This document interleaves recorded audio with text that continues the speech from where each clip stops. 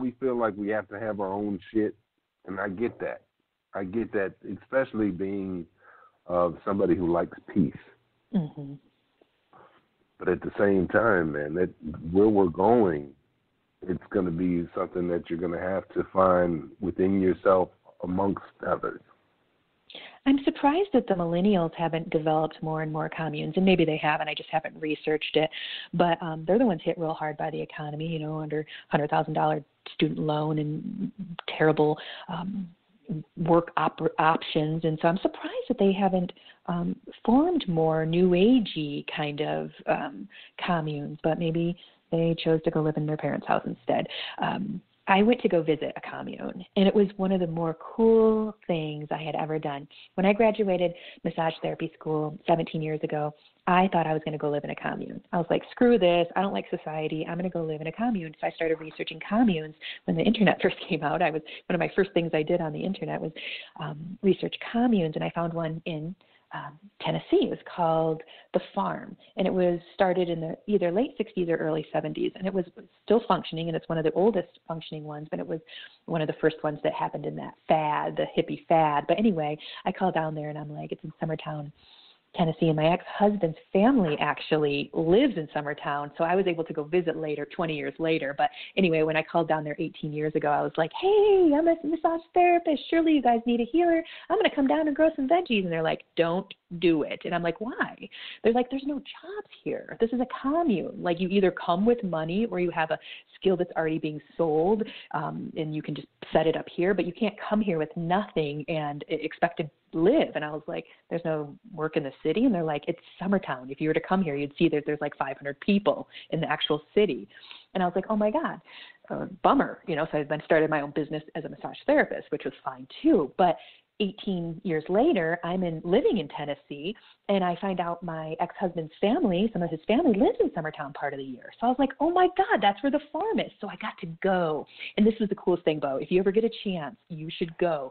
It's over south of Nashville.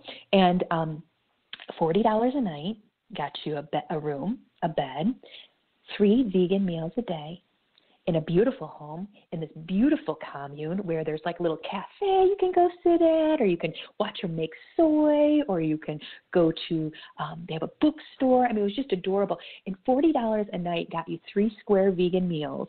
And there was a pond with a wood stoved, I guess you'd call it a sauna. So I was like in a spa experience. I lost 10 pounds in a weekend because I was going in and out of this hot and sweating and walking around a lot and eating vegan. And I was like, is the whole town shit. vegan? Is it like a vegan? They're pretty vegan. I don't think it's required. I just think that most of them are that way. And they've been selling some of the best soy since the 80s. So they make soy there. And the lady that I stayed with, so when I went to their website and I started researching, they gave you about 5 houses that you could choose from to stay in. I chose the first lady that was listed. She had been there the longest. Her name is Barb Rosenberg or something like that. And I was like, oh, I'll stay with her. And they were all about the same price. It wasn't a price thing. It was just that she had written cookbooks. And I'm a foodie. So I'm like, I'm going to eat some good food there. And I did. I ate amazing food and ate a lot of it and still lost 10 pounds in that weekend. So I was amazed. But the house that I stayed in, they were a vegan household. But there's so many other houses in that commune. And I don't think it's required. But they do. Why do you think they're vegan? Mm-hmm. Because I think that they know the benefits of a water-based food and how our bodies are 70% water, and we need to eat mostly things with water in it, and veggies have a lot of water, so are fruits. Meat's not so much. So I think that they're just conscious of the health benefits, and I think they live very closely to the land. This particular commune called The Farm, they grow a lot of their own food, so I think that they're just highly conscious individuals who grow their own food and live that lifestyle, and they're healthy. And the lady that I stayed with, about 70 years old. Well, guess what? The next day I went over to my ex-husband's family house because I was going to stay there a night, and then we were going to head back to Chattanooga. And his aunt is the same age as the lady that I stayed with and looks twice her age. So there's something to be said about this vegan diet. The woman, my ex-husband couldn't believe it. He's like, how old is Barb? I'm like, I think she's close to 70. And he was like, no way. I could have swore she was 50 years old. And I'm like, I know. And then his aunt pipes in and goes, why? How young did she look? And we're like, really young. And she's like, maybe there's something to that lifestyle. And she's a teacher, and she's a real nice lady and stuff, his aunt. But she was asking me all kinds of questions, like, do they have a school in that commune? And I say, yeah. And they even let the local kids who don't live in the commune come to that school, and that school is superior. And because they're just brilliant people. But anyway, if you get a chance, anyone listening, and Bo, I think you'd like it too, go to the farm. Stay for the weekend. It costs you $120, and you'll be blown away. Well, I feel the need to always bring up the vegan aspect because it definitely plays a part in everything that we do. And it's not just me having this like awareness. There's a collective consciousness that is going on as to why we need to get off these animal products. And it kind of goes back to the debate last night when they were talking about fossil fuels, and they were talking about fracking, but nothing was said about factory farming. And I just don't understand that. So it really had me thinking, like, is the meat industry really more powerful than the oil industry? Or is the oil industry getting so many negative darts thrown at it that the meat industry is still, like, sheltered? Yeah, I think you're onto something there. I think you're onto something. I think that people have been having their eye on big oil for longer than they've had their eye on big animal production, I guess we'll call it. That's coming. That's definitely coming. Exactly. That's what I was just going to say. It's a matter of time. And it's in the mix actually right now because there's so many people going to plant-based burgers or plant-based something or another, and well, the proof is in the punch. So. If you feel good, you feel good on it. And the vegans that I talk to, they say they call it eating clean, and I know why they call it that because I did that weekend retreat where I was a vegan. I kind of stick with vegetarian diet, but I went vegan that weekend, and I felt it. I felt what that milk or that cheese that I eat sometimes does to me. I felt what sometimes that local, even lovely produced meat does to me. It weighs me down, and I was starting to grasp what vegans meant when they said eating clean, because I felt high, like I was high, like I felt like I was eating drugs because I was just so elated. It was the craziest thing. Right. I get it, and we have to come to a realization where what we consume has everything to do with our living experience.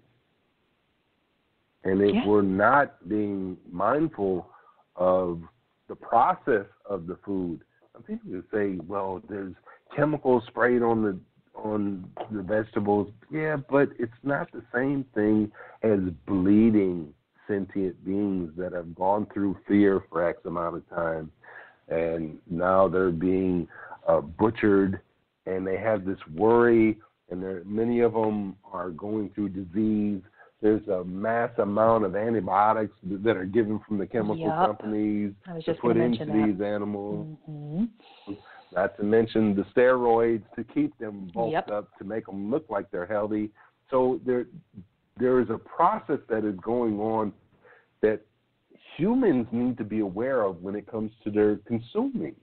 And that's why I call them unconscious consumers, because they're like, oh, well, I'm immune. I feel great even though I'm eating these animals, but they don't realize what it's doing to their body to affect their mindset, their overall being. Yeah. What are your thoughts on GMO? Do you try to eat organic? I can't always find what I need in organic. So there are typical fruits and vegetables that I buy that aren't organic. I try not to, but I don't know all the science behind GMOs, and I'm sure you don't either. But what do you feel about them? I mean, my energy is that you do your best to eat organic, but if you can't, you're still better off eating something that is mostly water. Yep. Like we talked about.